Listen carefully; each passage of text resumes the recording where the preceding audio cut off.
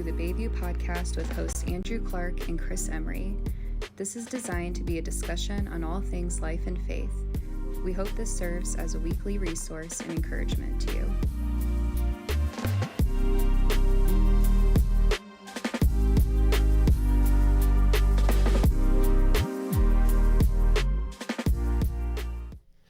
What's going on, everybody? Welcome to another episode of the Bayview Podcast. I'm one of your hosts, Andrew.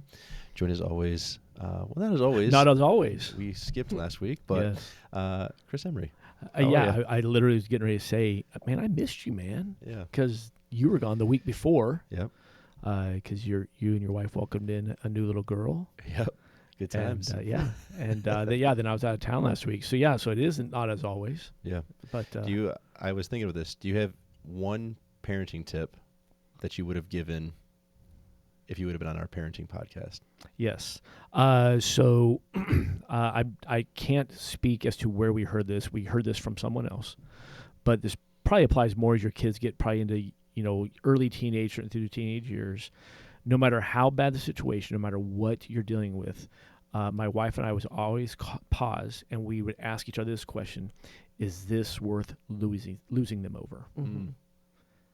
Awesome. And that was such a huge calming thing to always be like, you know what? No, This is not worth losing them over. Let's recenter and let's go do with them as our son or our daughter and deal with it. And honestly, that changed everything for us through the teenage years, because our kids were like every other kid. They certainly had their share of frustrating moments and stupid decisions and things. But and we would trade turns. Like if one of us saw the other one like getting ready to go rageaholic, like if the Hulk was coming out, it'd be like, hey. Is this worth losing them over? And it's just, that'd be it. There you go. There's a little bonus material. There you go. Score. Check out our parenting podcast from a week ago. But and if you missed it, go back and listen to it. I did listen to it. It was amazing. So I think you guys did a great job, you and the guests. That's fun. It's a good conversation. It's always good. Yeah. Love having guests on the show, especially during these series here. And so we're super excited today because this past Sunday here at Bayview, our teaching was on marriage. And we had the wise and powerful word coming from a friend of mine and a super awesome part of this church family here at Bayview. We had Krista Bullard. So welcome to the podcast. Thank you. It's nice to be here. Yeah. So take a deep breath. It's fine. Like it's funny. Like I know you had done this before. We tried to tell you this isn't that fancy. In fact, it's the opposite of fancy. So just a big discllaimer: never done it before. That's okay. I'll throw that out there. 100% okay. 100% okay. Because this is pretty raw and just we're just gonna roll with it. Yeah, it's good Sounds stuff. good. Yeah, it's good. So Sunday, I thought you did just an excellent job of just kind of painting the picture. Like, listen, we're going to talk about marriage, but in this 35 or 40 minutes, we certainly cannot even come close to hitting all the different veins and avenues that apply to this, nor can we do that even on this podcast. But you did such a great job of just reminding us of some of the most important portions of this, particularly that we are called to become one. Mm-hmm. And I just thought that was so great. I appreciate your vulnerability. Appreciate you sharing your stories. I thought the little rubber squeaky car story was so good. Yeah, that's gonna stick, I think, because it's just a really true story, but it's so visual too. Yeah, everyone's had little squeaky toy cars around their house if you've been a parent. 100%. Yep. 100%. Mm-hmm. So maybe do this. Give us the quick 30,000-foot overview of where you took us Sunday, and then let's just kind of go a little deeper into some other areas. Okay. Well, when you asked if I would be willing to teach on marriage, or I actually think I came to you at that teaching team meeting and said, this is what I'm thinking about. It wasn't from the standpoint that I've got all the answers. I don't have all the tips. There's a lot of stuff that people would learn in a marriage seminar. And it's like, this is going to be one message in the midst of this series. And like you said, a time restraint on it. So how do I approach this in a way that feels like it's going to be a little bit maybe deeper than just don't do this, do this, Not that there isn't a place for that. In fact, I brought all these resources because there is so much good information out there that gets a lot more specific than where I went on Sunday. But what I really wanted to do was try to give something that was more foundational. Because if those things are not in place, whether you're married or not, you can't build on that. Or you're going to build in the wrong direction. Yeah. And so I wanted to try to kind of have a larger picture in mind, and then also something that would apply to people that were there that were not married. Maybe they've been married or they're not married now, but maybe they've never been married. I mean that's what we've done on, you guys have done on some of the other messages. Just try to make it apply to everybody. So it was funny. I was looking at the Bible study that kind of came out of all of this. And I'm not sure that the word marriage was ever mentioned. Yeah. And I looked at my husband, I'm like, did I miss the mark? But I really think that it does directly apply to marriage. Yeah. But it can also directly apply to any relationship. So yeah, just this idea, Matthew 7, 24 through 27. I love the passage about what are you building your house on, the rock or the sand? And then just let that be the background. We all want a stable foundation. So then how do we get there? Matthew tells us that Jesus says, we'll put the words of God into practice. Well, I got to a point in my life where I had desperation that I needed and wanted to do that. I didn't know how. And part of that's honestly really disappointing because I was raised in a church. And it just wasn't. I saw a lot of disconnect. There was a lot of people that went every week. I think they could sing the songs. They probably could quote a lot of scripture. But including the house I grew up in, there was a lot of disconnect between what we did on a Sunday and what everyday life looked like. Yep. So I got to the point where things are unraveling around the seams, and I didn't really know how to take the word of God that really reflected the desire of my heart. I didn't know how to get there. And so these were actually 3 points that I brought. They were just things that Mike and I learned. Wow. Yeah. They were really not from any one particular book. They were from the book and just stuff that God taught us. And so that's maybe where I walk went. us through that. Like what was it for you and Mike that kind of reached to that point where like, hey, this has got to change. We've got to do this. I mean, you guys kind of started off, you had a baby on the way. Like when and how did that be like that for both of you? Like, no, we've got to rewind to get back to what this should be about. Yeah. Well, it was when our son was born. Okay. That was a huge wake-up call. Mike and I had both been raised, ironically, in the same denomination. Okay. And when we found that out on our first date, we were, it's a longer story, but we knew this is the guy for me, this is the girl for me. We both were thinking it. And we could take you back to the exit ramp in Holland, Michigan, where it came out that we both had been raised in that same church. Wow. Not the same church, but the same denomination. And when that was discovered, I thought, he's the guy I'm going to marry. And he thought the same thing. But we didn't realize that till a lot later. But things for both of us were really disconnected because we both were raised with a lot of legalism. And so we both followed a lot of rules for a long time. And you know what? That doesn't really work, does it? Yeah, right. I mean, it looks good for a while, but it doesn't change your heart. And so there was a lot of battle going on in both of us that was kind of the same battle. We got to a point before we met where we were like, this isn't working. So I'm kind of going to try it my way. Yeah. And he had felt the same thing. And so when we met, we were of that mindset. But yet, ironically, our first date was we were going to go to church on Sunday night. We were playing both sides of the field. Yeah. Trying to figure it out, but it didn't look like it. It was a mess. Yeah. So then I said on Sunday that in 1 year we had met, found out I was pregnant. Jacob was coming along. We got engaged. We got married. Jacob was born. I mean, it was a whirlwind. Wow.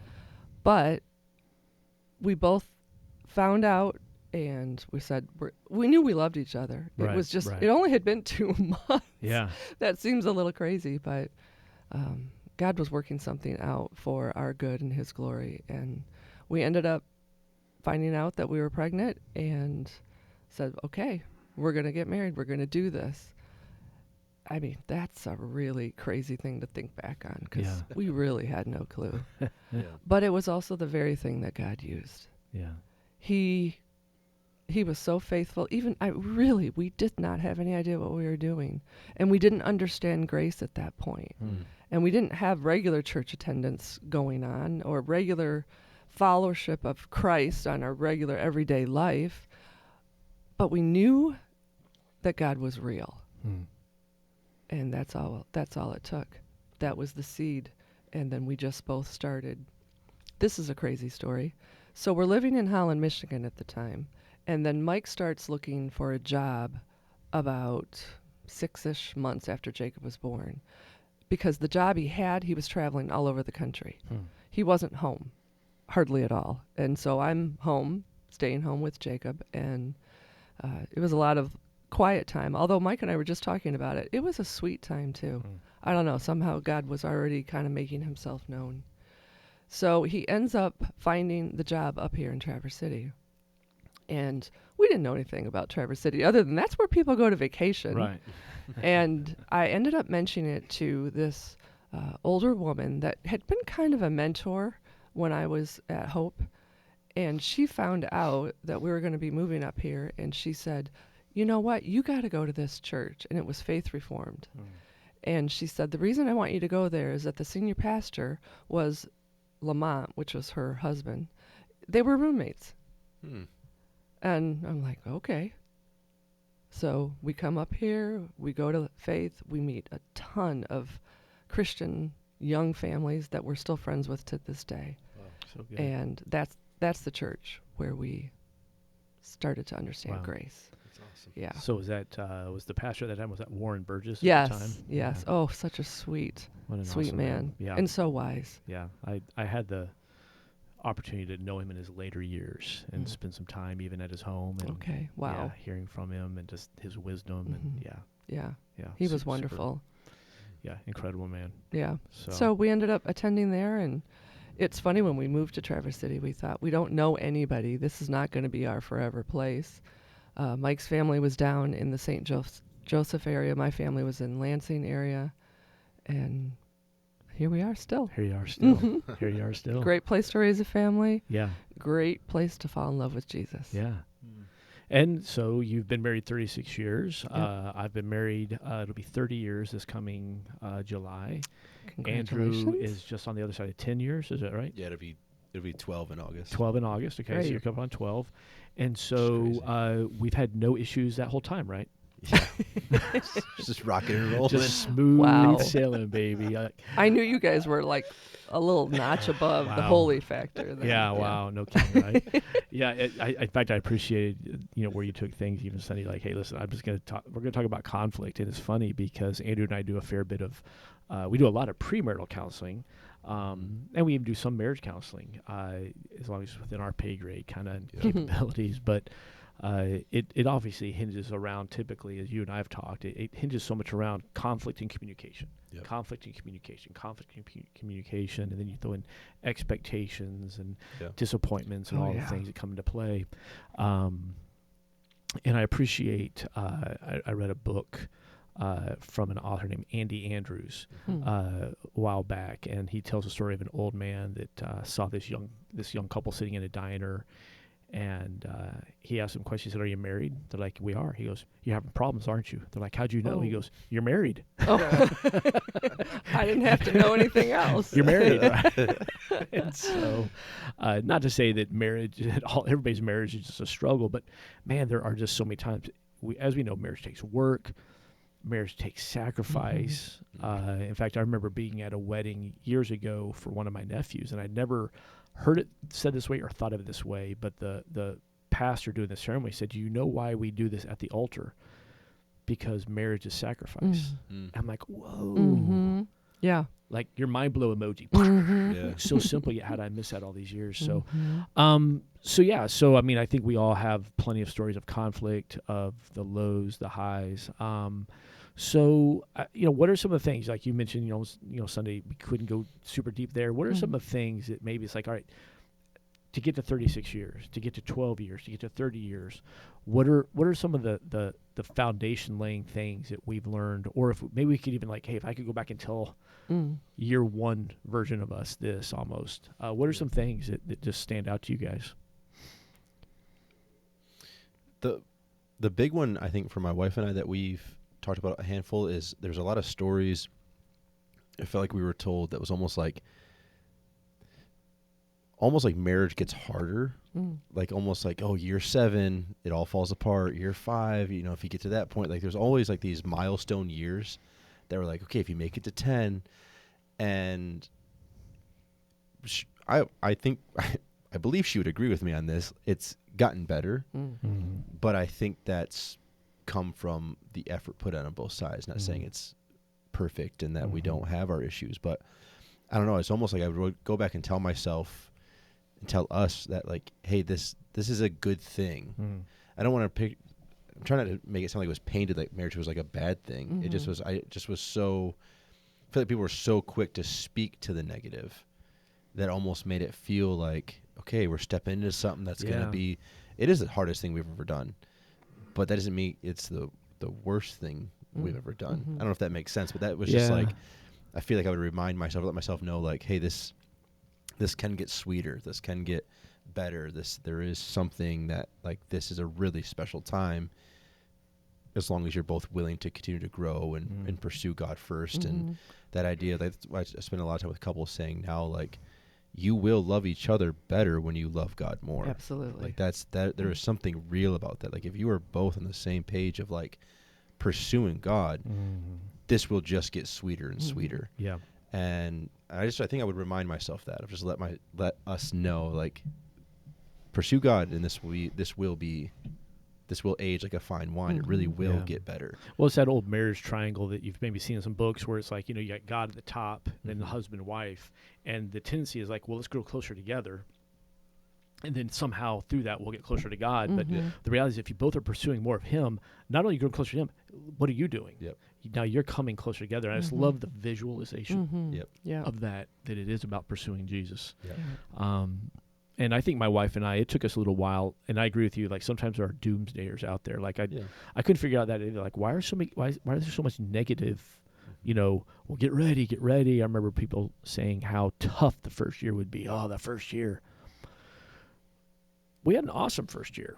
Like, I mean, we had an awesome first few years. You know, we did hit some difficult season around year 7 and 8.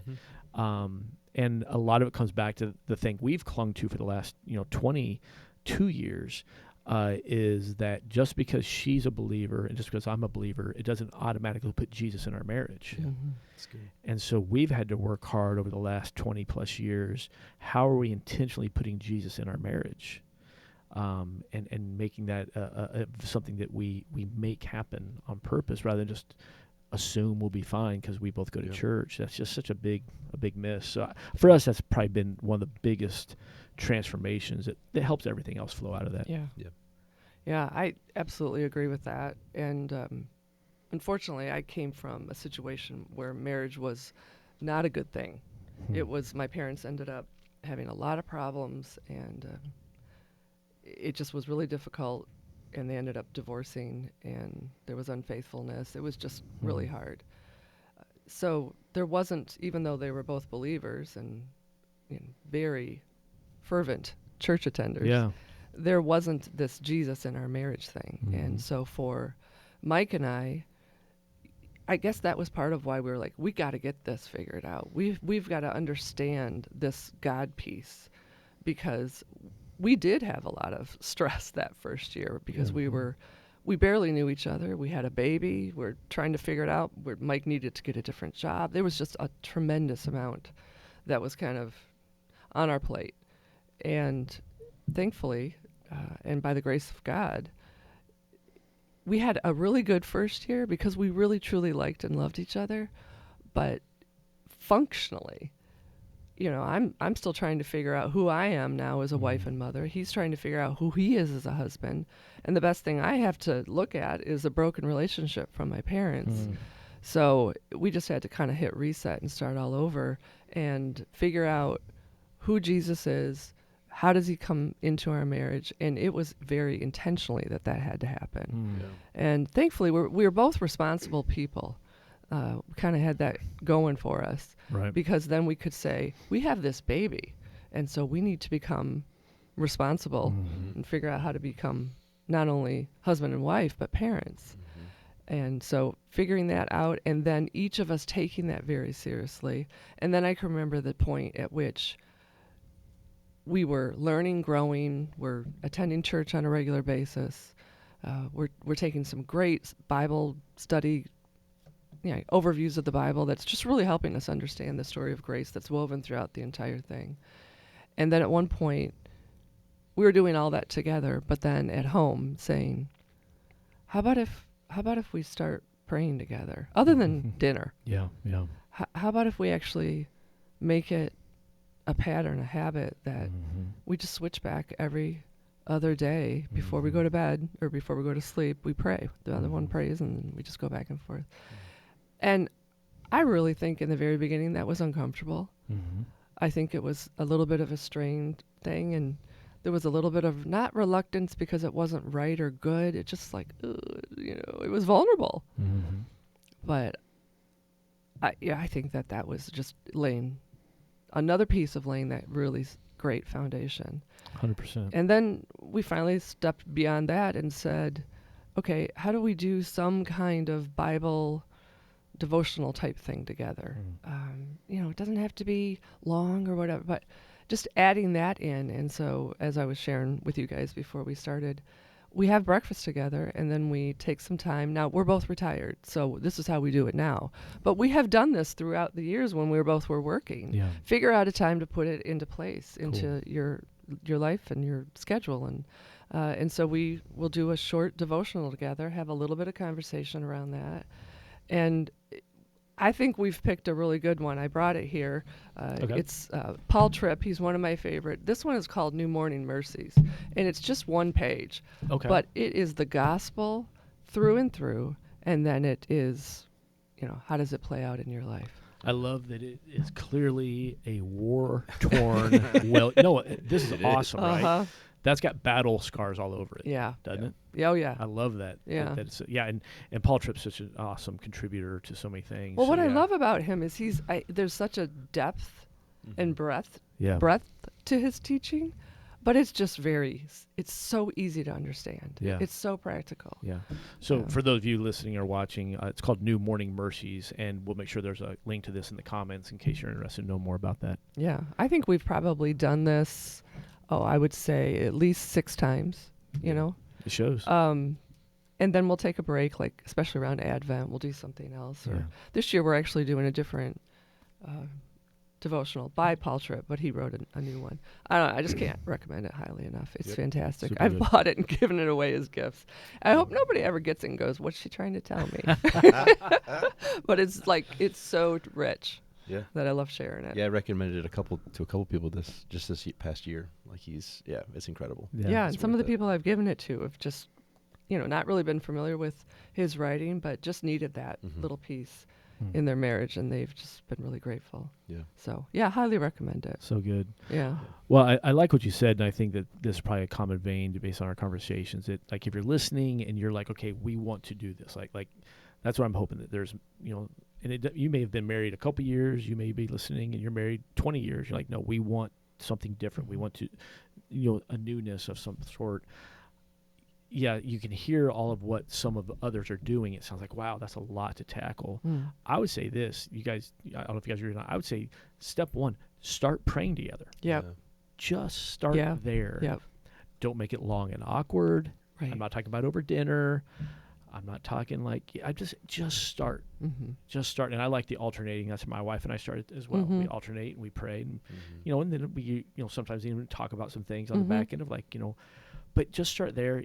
Is it going to be uncomfortable? Yes. Is it going to feel awkward? Yes. But that does not last long. No, it really just doesn't. do it. Yeah. Yeah. It really doesn't. I remember when we started that, it was, it felt awkward. I want a long time ago now, but maybe a couple times.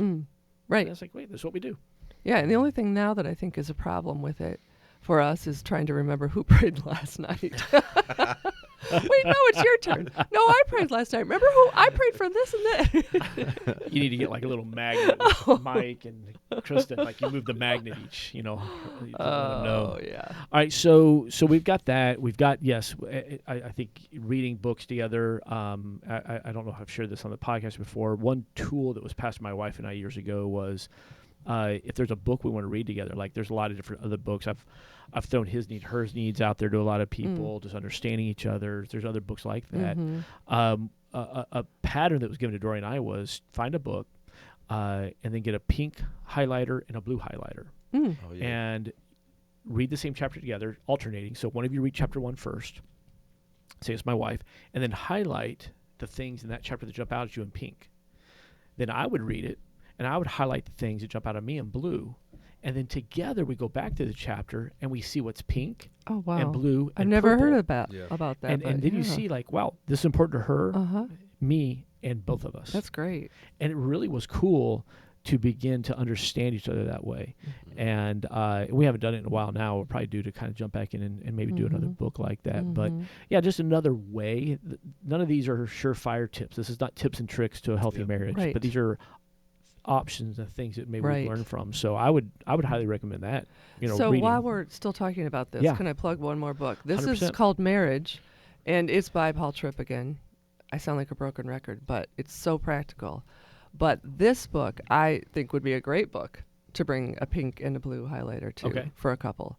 Because it's the entire thing is very specific about marriage. Okay. And it's very specific about the problems in marriage. And it's very specific about what the foundations need to be in marriage.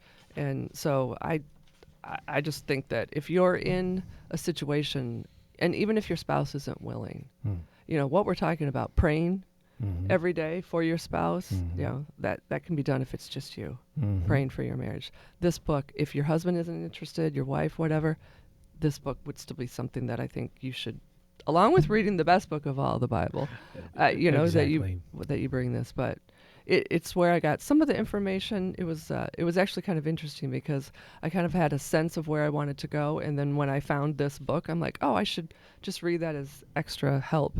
And some of it was like, wait a minute, he's stealing my stuff. But it talks about whose kingdom. We talked about that. Yeah. And that's why it has to be becoming one with the one, because it has to be his kingdom, not yours, not mine.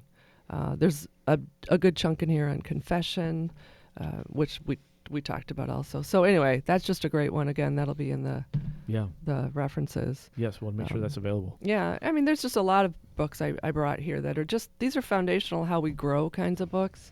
This one is about walking with God through pain and suffering. Saw a lot of tears on Sunday, and I know people are going through difficult things. So that one's a good resource. I wanted to get more practical with kind of some of the resources that we could offer today, because everyone is struggling with something. So let's even, and we'll make sure all these are in the comments because these are all awesome resources. Let's kind of talk to that person, then maybe that listener is like, hey, I'm tuning in because, our marriage isn't where we want it to be or it should be, or maybe we're on the edge, What are some more practical things that you would say, here's some advice. We're going to tell you this from my seat. Here's advice of what we would tell you to do to begin this healing and this restoration. What are some practical things, I guess, you guys would throw out there? I really felt like the second point that I talked about, which was conviction, listening to conviction from the Holy Spirit, there were times where we were struggling with certain aspects, relationally, in the family, beyond, just different, people are hard. Yeah. We're all hard. And I felt like there were times when there was so much anxiety about a certain situation that it was easy to bring my own agenda about how to try to fix that. And I think Mike would say the same. Guys are kind of like that anyway. You just really want to fix it. 100%. Which is sometimes really great. Sometimes, it's just listen to me. But we both would bring our own agenda. And I realized after a little while that what I'm not willing to do is really pay attention to how I might be contributing to the problem. And so that's when this whole, I just really need to stop trying to figure out where to go with this on my own. Listen to what the Holy Spirit is guiding. Ask him to show me the stuff that I'm bringing and causing that's getting in the way.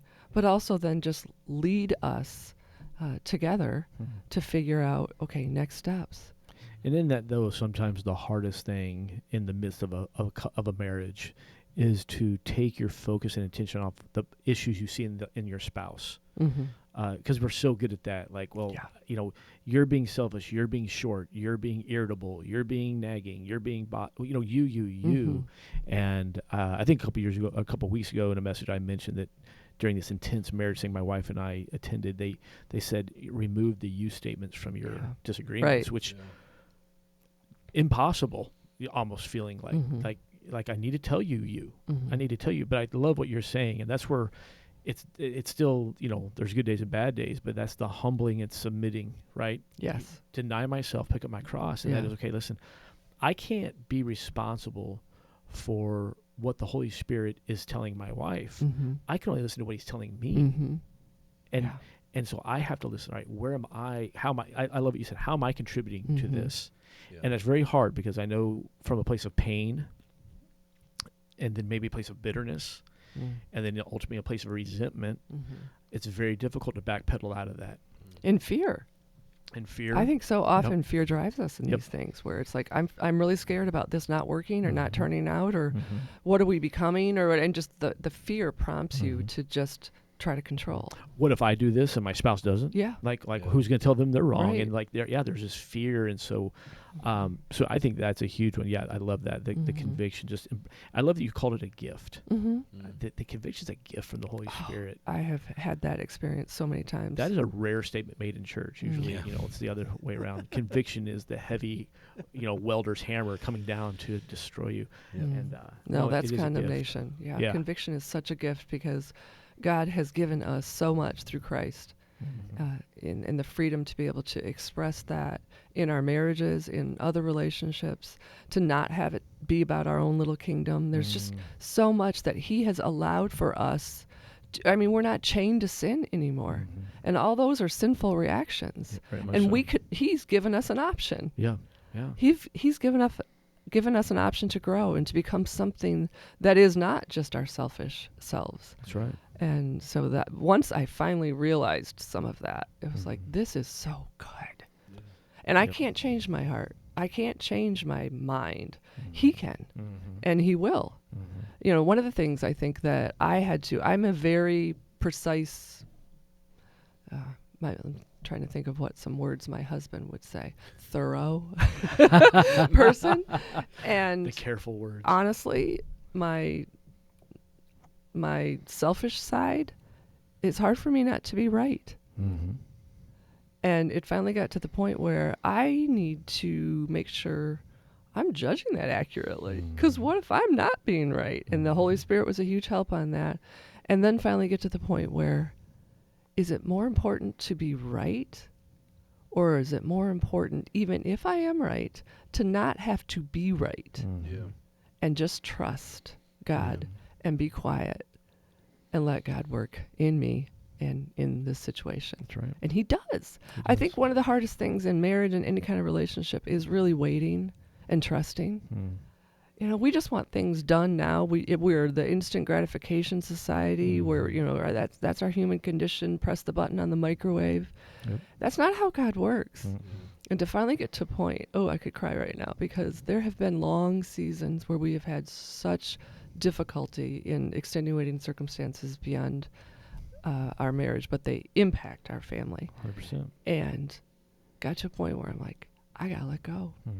I gotta just wait and trust, pray, admit and confess my dependence on God, that Jesus, I need you right. I don't even know what the next play is. I don't know what the next thing is, the next conversation. Just trust you that you're up to something, even though I can't see it right now. So good. Yeah, I totally agree. It's that darkness thing. Is he really working in my darkness? Yeah. Are you just telling me that? Is the Bible full of something? Because it's like, that's hard. Yeah. But, I just got to implore people to trust him, because he is so good. Love it. Good. Andrew, what would you say? What would you something practical for somebody listening is like, all right, we need something's got to change. Yeah, I just going off that, even I think the desire to win like doesn't help anything. No. And I think that's something that's really hard, I think, to remove from self is we grow up learning, like, if you get in a fight, there's a winner and there's a loser. And I just think so often that desire to win the conversation, to win the argument, to be right, to be wrong, like that is a selfish desire that tends to really lead to just more harm. And I think you're right, Krista. Like, yeah, you might actually be right. Yeah. Like you might actually, quote unquote, air quotes, win. But it's like, what is actual, like, the timing? What is the conviction? Where have you checked your own heart first to see, like, where am I coming at? Why am I trying to do this? So just checking yourself with that desire to win. And then I think the other one is, and this is something my wife and I, through, I think, therapy and through our own kind of things we've gone through in life, again, the circumstances that are outside of the marriage that then start affecting each other, is like, what is your trust level with your spouse? And the desire to not be doctor, not be fixer, but to really trust them and to really pursue a deeper trust of each other. That's helped in a lot of ways as we've walked through some hard times, because it was like, I felt like I could say what I couldn't say to anyone else, I could say to her. And I felt like it was safe to actually say it, and vice versa. I think praying together, like, all of that builds trust and becoming trustworthy individuals. And it's hard, because trust, what do they say? It comes and drops and leaves in buckets. Like, it's a challenge. And my wife and I, we've rode that roller coaster. But that desire to, if you're going to fight for anything in marriage, why wouldn't you fight for each other and trusting each other more? And that's going to just start with doing those little things. But yeah. Do we have time for me to piggyback on that? Yeah, totally. Yeah. So I totally agree with that. But wow, that's hard. And if trust gets broken, then the cycle starts all over again. And I mean, that's just really, really difficult. But one of the ways that I feel like Mike and I have decided to just try to continue to create that environment of trust, it's a weird little thing, but it's practical. We both have committed, we're not going to say anything bad about each other in front of other people. You know, we might need to deal with it behind closed doors, but he knows I am his biggest cheerleader. Yep. Now, that's not because I'm schmoozing him or whatever. That is like, I am for your good. Yep. I want what is best for you. I'm not trying to make him look like something that he's not in front of other people, but I am not going to tear him down in front of other people, and vice versa. And that has built so much trust. Yeah. You know, there's never a situation where we're with, couples or whatever, where he's like, oh no, is she going to bring that up? Is she going to, I mean, there's good natured joking and things like that, but I am not going to condemn him. But how many couples would say, well, we don't do that either. But if you'll listen to yourselves, it's amazing how easy it is to do. Yeah. To casually and gently undermine your spouse in public, or to embarrass them. Yeah. And my wife and I, we've had to work through that as well, because like I like to be the class clown, so to speak, and ha ha ha. And early in our marriage, it was at her expense sometimes. And I was like, what in the world, And it's one of those things that so easily just seeps into your existence. And it's divisive. Yeah. It's hurtful. Yeah. Big time. It erodes trust. Big time. You would think that maybe it wouldn't, but it's like, it really does. And if you think that you really don't do that, just keep an ear open. You'll find that it is common in relationships. And so just kind of a intentional commitment not to do that. Yeah. I think it's good. And I think that probably leads to where I would add to everything you just shared. I would say that if you're looking to make some significant changes now, learn to develop just how to truly listen to each other. Don't just hear, but listen, and not just listening just to the words. I would encourage you, listen to your partner's perspective, listen to their pain, listen to what they're feeling and why they're feeling that way. Refuse this desire to lawyer up and begin to rebut it like it's an argument. And I heard somebody say this, or maybe I read it somewhere one time, that whether how they got there is legitimate or not, their feelings are always legitimate. Yeah. So if my wife is feeling disrespected, it doesn't matter if I agree or disagree with how she thinks I disrespect her. What is legitimate is that she feels disrespect, or she feels this, or vice versa. And I think just listening, and that's a tough skill, because that takes a lot of self-denial. Yeah. It takes a lot of humility. Patience. It takes really, putting all distractions away and sitting down, and it takes a lot of self-reflection too, because typically, we get defensive when it's hurtful. Yeah. And I've had to try that a lot. I've had to work very hard because I'm a quick processor, and that works well in trivial pursuit, but it works terrible in marriage. Is that I can process, fill in the gaps where I think she's going and why she's wrong and why I'm right. And I function with this logic thing where if my logic is different than your logic, it's because I'm right and you're stupid, right? So I can't bring that into my marriage. Like I shouldn't have that in any relationship. So, but then that's all me, right? That's all me dying to self. God, work in me, change my heart. Yep. And that's where I think that if you're listening today, and you're looking for a starting point, if it doesn't start with your heart, then you're starting at the wrong spot. Exactly. Everything about relationships in general, particularly marriage, it starts with you asking God to change you from your heart and then moving outward. Yep. Yeah. If you're holding on to resentment and bitterness, find a place of forgiveness. If you're holding on to anger, find a place of release. If you're holding on to disappointment, I think disappointment is one of the biggest things that begins to fracture marriages, because there's these unmet expectations that are unspoken. Right. And we can do a whole other podcast on that, and maybe we'll down the road. Start with that. And then I'm going to give one last plug before we wrap things up. If you're at a place where your marriage, you just feel like you need it, do not hesitate to seek help. Yeah. Do not hesitate to go out and find some marriage counseling somewhere. If you need some resources, come see one of us. Come see Andrew or myself. We'll happily hook you up with some resources. We'll offer what we can offer even. I just cannot impress upon you enough what an awesome resource that is. Yeah. Even if things are great right now. In fact, my wife and I was talking. We've done this. We went to marriage counseling for the first time 20-something years ago when things were not good.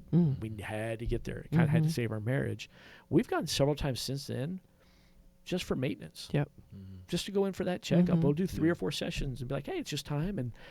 And we're kind of come up on that time now. We're like, you know what? It's been a little while. Probably need to get back and do another round of that. I would just encourage you to do that. Yeah. That's a huge gift from God to find a good Christian counselor. Yeah. And how much that makes you feel like you're working for the team. Yep. How much you're both on board with, we're going to invest in this. It's worth it. Yep. Yeah. Yeah. Yep. Yeah. I think even with like the counseling thing, it's like the biggest piece of advice that my wife and I have recently received was through counseling. And that was that idea of, and this is, I would just add this, like knowing each other's love languages. And then so often what was a game changer for us was the counselor spoke to so often we just assume, well, I love through physical touch and words of affirmation. So that's what my wife has to do to show me that she loves me. But my wife's love languages are quality time and acts of service. So my wife is great at giving me quality time. She's great at serving, like all those things. And if I sit there and say, well, she's not loving me, like part of the love languages are learning how to receive love as well. Yep. And so, yes, is there something to loving the person the way they want to be loved? Yes, but for you as the individual, it's also learning to receive love the way that they love. And like, we just learned that this past year, and that was a game changer. It changed my mind aggressively. Like, total 180, I would be like, oh, we're in the same room together. Like, I'm giving you quality time. I'm loving you. And in and of itself, she was trying to love me by giving me that time as well. And I had to like learn that shift. It's becoming bilingual, but speaking and hearing for sure. But just to your point, though, that came though from counseling. That came from looking and seeking help and just saying like, I don't think things are broken, but we could always keep learning and growing. And so what does that look like? So I think that's I think it's so wise. Yeah. Yeah, I do too. Well, let me throw this one last bit of encouragement out there, and that is that I am a firm believer that God can restore any marriage. Mm-hmm. And I know there's some marriages that hit points where it's just it feels like it's beyond break. And I'm not talking about in abusive situations or Right. anything. I mean, obviously there are moments where like that's not a safe place. But if you feel like your marriage is just hopeless and so many things, I've just experienced it. I've seen God do miracles. I have too. And he can do the miracle of healing your marriage if you will do the humbling and you will do the surrendering and then you'll do the hard work, and not to have to do it alone. But I feel like somebody probably just needs to hear that. Yeah. You know, Yeah. your marriage is not doomed, because God is always the God that can do the impossible. He calls things that are dead Makes them new. as though they were not. I love it. Yeah, I do love too. it. So Love it. well, hey, thank you so much for being with us, Krista. Thank you so much. Yeah, So no, it's been this my is pleasure. Awesome. Thank we'll, you. We'll definitely have you back. So it's just been a super awesome time having you here. Thank you all for listening and joining us today. We'll make sure that the resources we talked about today are on are in the comments section. Again, don't hesitate to reach out if you need something. Reach out to us. You can find Andrew and I's contact on our website, bayviewchurch.net. And other than that, hit subscribe or like. Make sure you don't miss an episode because we're here every week. We're out. We'll see you next time around.